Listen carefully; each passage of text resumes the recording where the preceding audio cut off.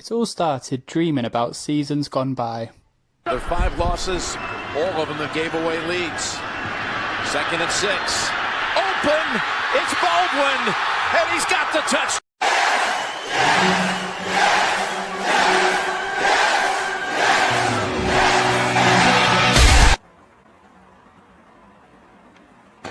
I'm not looking at anything, because all I see are lies and collusion. This whole season is null and void. Volanoid, Yuri Severniak, Illinois.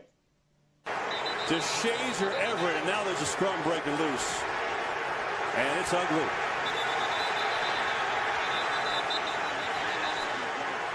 That was a high, hard shot on Sproles. And the Eagles standing up for their teammate. We were all very disappointed. I was too. Everybody was. So Sisk, don't let the team down again. Don't let the side down again. I'm not looking at anything, because all I see are lies and collusion. This whole season is null and void. Volanoid, Yuri Severniak, Illinois.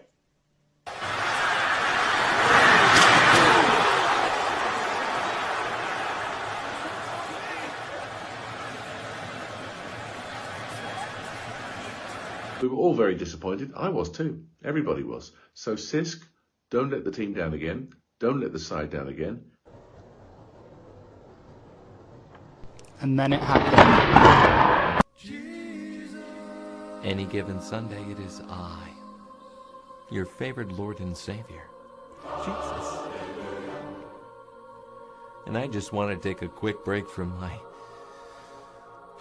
very busy schedule of, well, you know, miracles and other Jesus duties up here to have some divine intervention with you. You see, I've been watching what you're doing down there on Earth, and I have a few things I want to bring up. Let's start with Mogul. Well, let's see. Mogul, I just want you to know I had a friend named Judas who also took a no-admin approach to being commissioner. That didn't end well, either.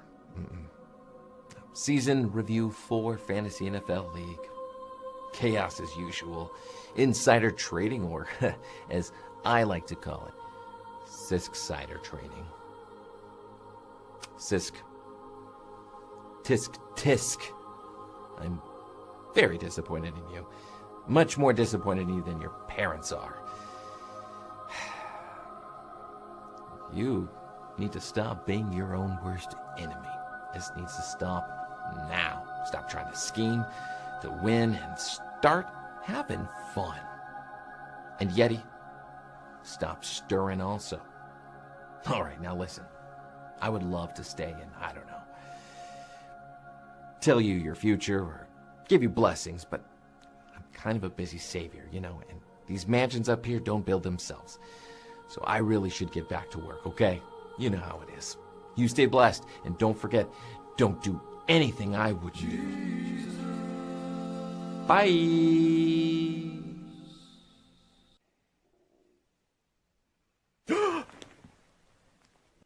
Later that day, I couldn't get something Jesus said out of my head. And Yeti, stop stirring also. No, that wasn't it. Start having fun.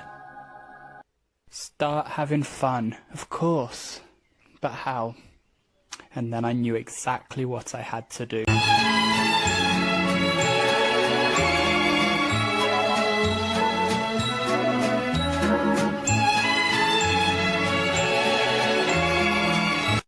But before I could start trying to fix the league, I needed to know, did the league even have a future? Andrew Sisk was threatening to retire for the 3rd season running, so I did the only logical thing and went to the tarot cards. Hello, Simon. My name is Nancy, and I want to say thank you so much for booking a little cameo with me. I know that your question had to do with your current fantasy NFL league, and I'm trying to understand if there's some stuff to maybe look forward to, or trying to see if you're going to work through some of the issues that you've had in the past. So I know that you said that there's currently 8 friends in the league, and that some of them have told you that they might not play next season. So I pulled 2 cards just in reference to those questions, and just kind of to understand what the current energy is and what to keep in mind as you move forward. So it's interesting that I got 2 Wands cards. Wands are very much like passionate, creative, fiery energy. To me, they are also very celebratory. They really talk about coming together with our friends, especially this card, the 4 of Wands. The 4 of Wands is very much representative of enjoying, you know, the freedom that comes from celebrating all of your hard work and all of the things that you've built. And it also talks about good times and harmony and, you know, really having balance, as well as understanding that this is your time of satisfaction and fulfillment. And so it really talks about this almost being the perfect time to get together with friends and to build some sort of community with your friends. That's really the biggest thing with this. It's really talking about building that with a very strong foundation and really moving forward in that. The other thing with this is that it talks about prosperity. It talks about peace as well. And it talks about really welcoming in this sort of energy because of how hard you've been working on a certain project and really trying to make it the way that you want. Conversations, connections, really understanding joy and stability are going to be the main themes that really come forward when this card is involved. And this is also a card that talks about completion. It's talking about you having built everything that you needed to and really understanding that it's because of your hard work that everything is coming together the way that it has. So it's really up to you to understand whether you're ready to feel fully satisfied with your hard work and everything that you've been doing. And maybe this is a good opportunity to reassess and look at what it is that you want in order to really move forward, and to look at what it is that you want to improve, as well as what it is that you really desire in order for you to continuously create the things that really speak to you. The other thing with this is that, like I said, this is peace, this is harmony, this is joy, this is stability. And so to me, this is really saying that from this point forward, if some things kind of shift, if some things kind of change, if you're building something different, this card really is saying that, yes, things are going to be a lot more harmonious, things are going to be much on a better footing, if that makes sense. And so there's going to be less of the tensions from the past. So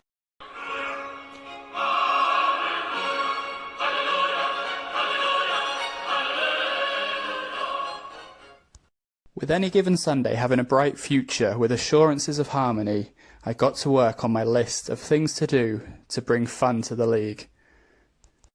The aim was fun, and so I didn't want to focus on anything negative. Therefore, Andrew the Sinner Sisk was removed from my list of things to achieve. With this negative energy removed, this left me 3 challenges to achieve. Help Foles get over the untimely death of his friend, Willie Thorne, and break the 2 curses in the league. The 2 curses obviously being the Corpsey curse and the Wolves injury curse. With the challenges set, off I went to have some fun. So this season, Philadelphia Foles never really got going. On paper they had a great team, but just something was holding them back. And that something was the death of Philadelphia Foles' #1 fan and manager Mogul's best friend, Willie Thorne. They say in the 7 stages of grief, the final stage is acceptance. Unfortunately, I don't think Mogul has got to this stage, and this is holding him back. I'll show you why I think this. I spent a lot of time with Foles this season, trying to ensure his lineup was set, he was doing waivers, and putting in the necessary research. He spent most of the time in bed, but when I could get him downstairs, he'd just go on long walks to think about Willie. When I did finally get him to spend time on his lineup, I'd always catch him looking at photos of Willie instead. It didn't get any better. He spent the whole of game week 7 composing an album, 147 Adventures with Willie. We thought things had calmed down enough for the #1 pick playoff match at the last game of the season, but that's when denial kicked in. He couldn't find Willie anywhere, and he lost it. He went fully mental. And so that's where we are now. That's exactly why I want to do something to help Mogul come to terms and accept the death of his friend, and fully move on to enjoy next season with nothing holding him back. I needed to get Foles' mojo back. After weeks of research, I realised there was only one person I could rely on. One person who had a little understanding, who could find a perfect blend. Someone who was always there for one another and would always become a good friend.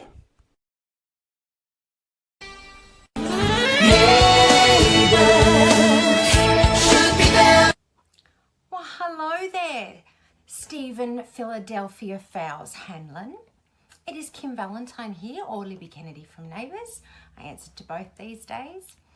Now, I hear from your friend Simon that you've been having a tough year and you've lost a dear friend, Willie. I'm so sorry to hear that, darling. I completely and utterly understand how difficult it is. I'll tell you a little story. A long time ago, my best friend was a crew member on Neighbours, and his name was Ben. We called him Benno, and he passed away suddenly.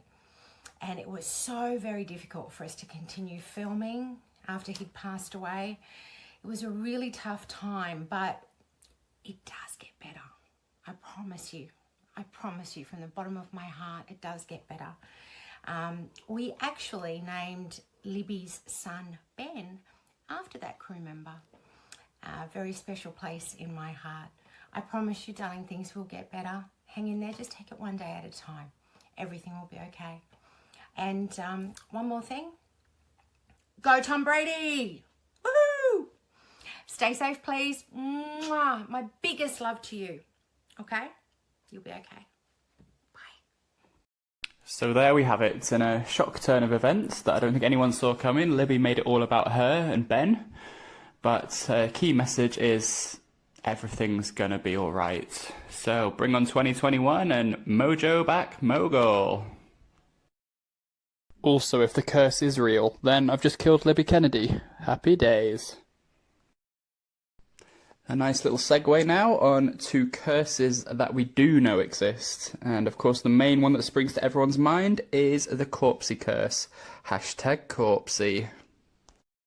Unlike the Wolves curse, which seems to be solely focused on injuries, the Corpsey curse is so much more. It includes injuries, but it's just bad luck upon bad luck upon bad luck. Players will get injured, players will get vultured for touchdowns, Corpses players will just inexplicably go through weeks where they just won't get the points that clearly their fixture deserves. Right, so how do you break a curse? This was the question I needed to answer and went straight onto Google to do some research.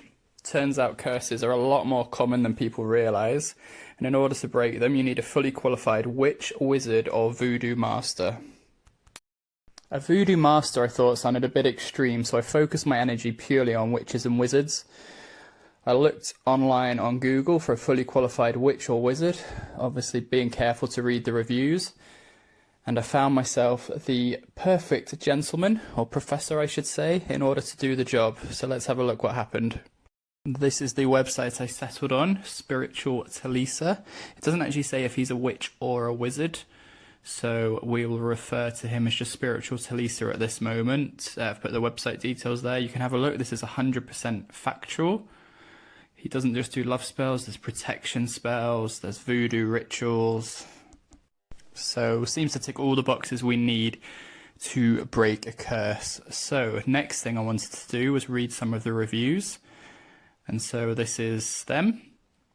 I liked this one because if you see the reviews are all worded and sound very similar, as if weirdly someone maybe called Spiritual Talisa has written them all himself. Some of my favourite parts from these reviews include, "Why people saying witches are evil, blah blah blah. I think you are an angel, lol.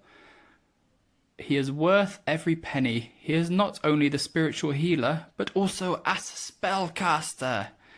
Amazing. And just finally, "No doubt he is a devoted spellcaster, which I believe. That is why he only accepts a few amounts of clients each year." Amazing, see? So right, let's contact him. So I did. And the first thing I want to make clear, I promise this is 100% accurate. I've included some screenshots here to show everything. You'll see he is referred to as Professor Talisa. I think he lives in France, because if you see some of the emails there with his email details are in French. So anyway, I wrote to him and this is what I said. "Good morning. I run a fantasy NFL league, and every year one manager is plagued with bad luck.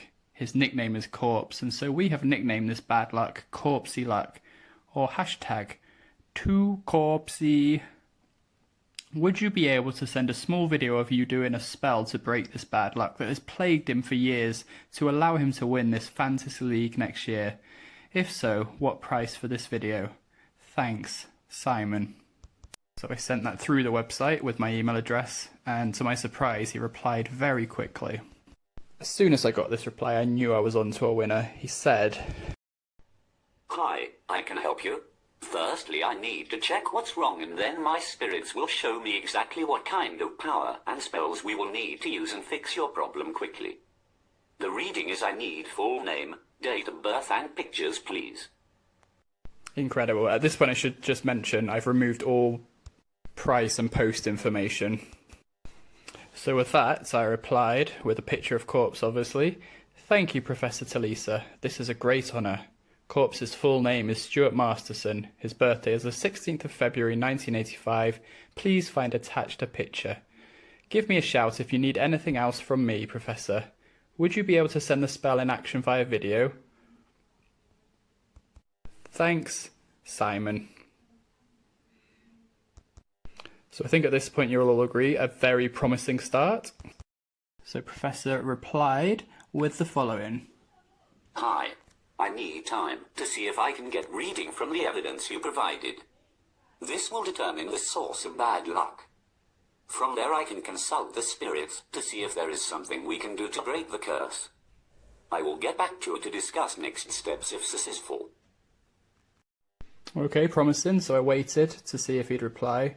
I should just say as well, I've copied and pasted this exactly, so his grammar isn't great. But anyway, then he replied with my favourite email I think I've ever received. He said, "The source of the curse became clear as soon as I read the picture of your friend. You would be surprised at just how easy these curses are caught, although I have not come across one this severe since my time in Peru many moons ago. Does your friend spend a lot of time visiting graveyards?" I mean, what can you say about that email? Does your friend spend a lot of time visiting graveyards? Incredible. And a severe curse, well, that smells money to me. But anyway, I replied, "Good evening, Professor. I hope you're well. That is good news. Does this mean you could perform a spell to break the curse? If so, are you able to video this? I'm sorry, I don't know about his history with graveyards, although he is nicknamed Corpse. So who knows? Why do you ask? Can you also confirm how these curses are caught in the first place? Thanks, Simon."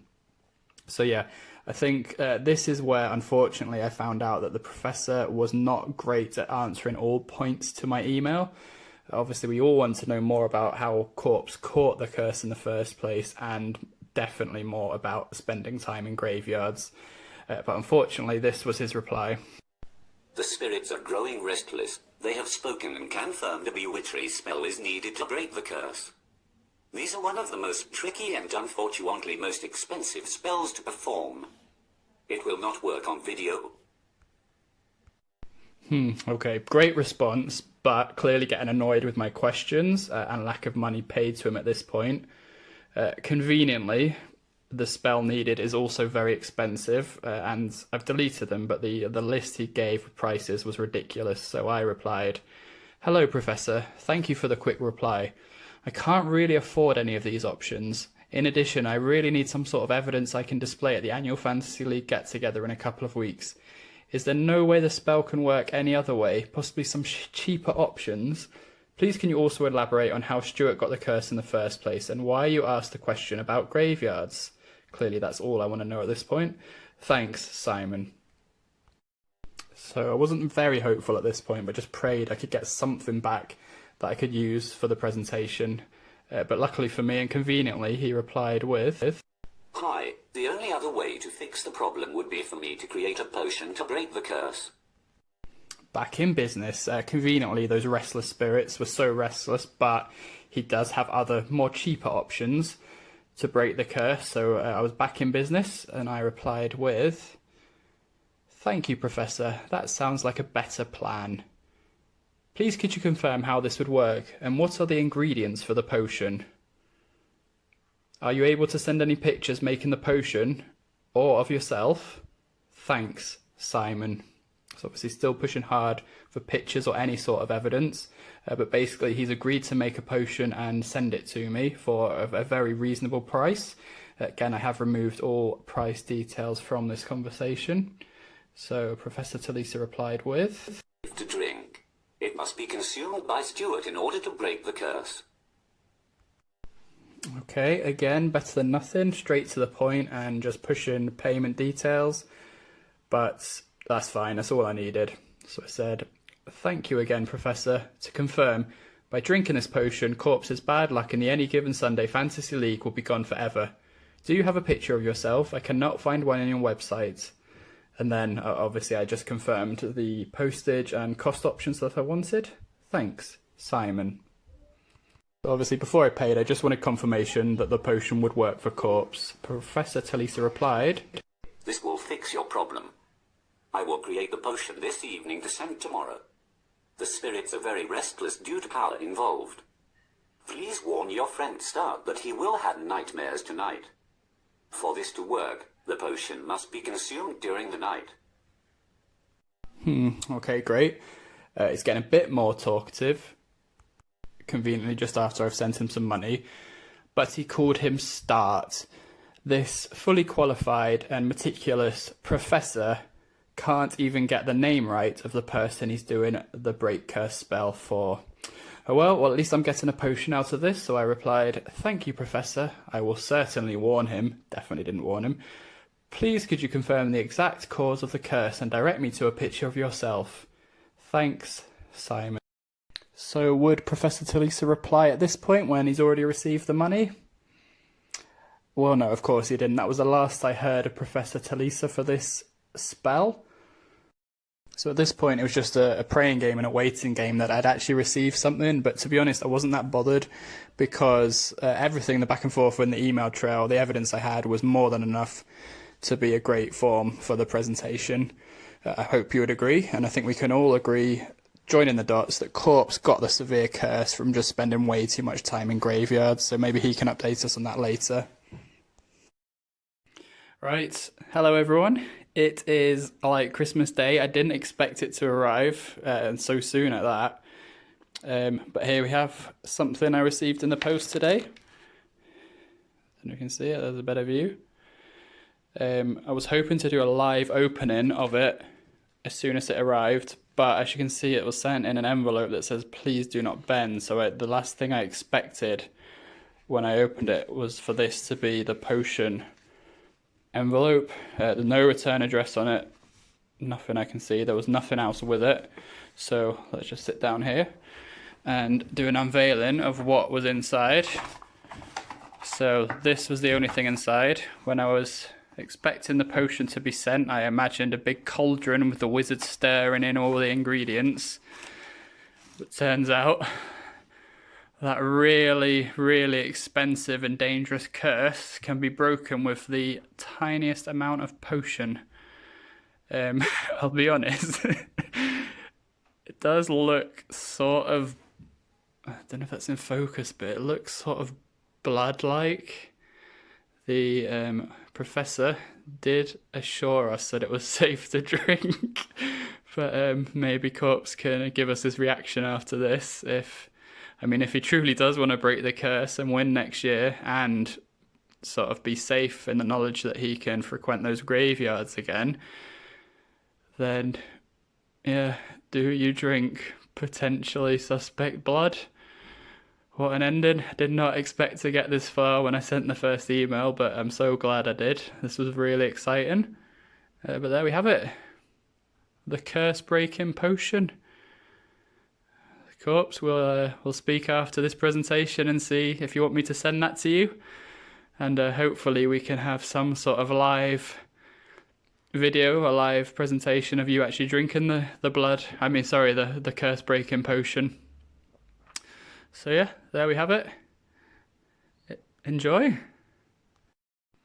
Right, I just wanted to get some live reaction really, because I was so excited with the blood that it just makes sense to contact the professor again and ask if he can break the Wolves injury curse. So on to part 3, the final task that I set myself of this presentation challenges. So I'm going to contact the professor again and see what he says about breaking Wolves' injury curse. So could there be more blood? I hope so, let's be honest. That's why I'm contacting him. So yeah, let's see what happens. So off I went back to Spiritual Talisa's website. I thought I'd message him through the website instead of via email, just to make it a little bit more official, as it was the first message for a new client, shall we say, in the Wolves. So I used the icon in the bottom right there. Again, this is true. This is just when he replied to me, just evidence that he did reply. Again, you'll see a bit of French within his email, so I think he must have some French connections. And I said, "Good morning, Professor. You recently created a potion for me to help my friend break a bad luck curse in our fantasy NFL league any given Sunday. I have today received the potion in the post. Thank you. I was wondering, I have another friend in the league who is plagued by injuries each season. Do you have a potion that can break the injury curse? Thanks, Simon." So pretty standard response. It was this point things started to go a bit wrong. I think you'll see what I mean. Professor Talisa replied with, "Hi, I can help you. Firstly, I need to check what's wrong, and then my spirits will show me exactly what kind of power and spells we will need to use and fix your problem quickly. I need full name, date of birth, and pictures, please." So there we go. If you're getting deja vu, it's because it's word for word exactly the same response I had before.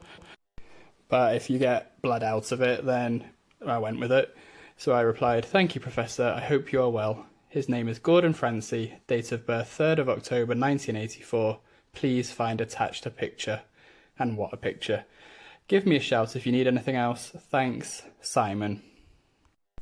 So after the fun we had last time, I was very excited. I think it was this point though the professor realised his mistake, and he simply replied with, "Hi, I cannot help your friend." The professor, his usual chatty self, that was it. So I thought, well, I need to try and get something a bit more for the presentation. So I said, "Thank you for the quick reply, Professor. May I ask why? Was it something to do with the reading? Also, I still can't find a picture of yourself on your webpage or Google. Do you have one I can use so I can submit some good reviews to spread the word of your magic? Thanks, Simon." So yeah, I don't know if he possibly thought I was taking the piss or was just embarrassed when he realised his default response was sent to me twice. But I don't think anyone's surprised to say that was the last I have heard of Professor Talisa to this point. I did think about contacting some more witches, wizards, or even voodoo masters, but I thought this was a funnier response. I like to think he did the reading on Wolves and just realised that they were a complete lost cause. There was nothing he could do. Well, there you have it. Thank you for letting me have some fun. Thank you for the season, and bring on 2021. Congratulations, Gemma, and here's Any Given Sunday to play you out. And the world goes inside out, yeah. I'm rolling down in ecstasy, so don't stop me now. Don't stop me, I'm having a good time, having a good time. I'm a shooting star with you light. Racing, I'm a racing car, passing by like a guitar. Go, go, go, go, there's a stop in me. I'm a game of life. I'm telling about the life. You're something better than you. Don't stop me.